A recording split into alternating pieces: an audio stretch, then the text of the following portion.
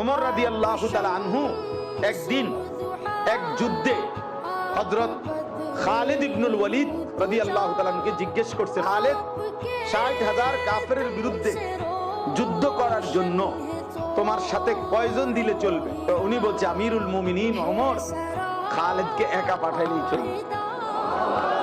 হযরত ওমর রাদিয়াল্লাহু তাআলা আনহু বলছেন, খালিদ অহংকার করলা?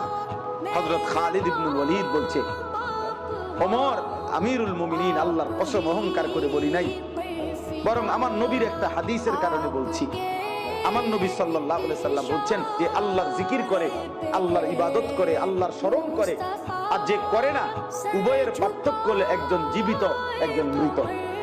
তা আমার তো ইয়াকিন আমিরুল মুমিনিন জীবিত তো শুধু আমি, ৬০,০০০ এগুলো তো মুর্দা। তো মরা মানুষ ৬০,০০০ হইলে কি আর ৬০ লাখ হইলে কি, জীবিত তো আমি।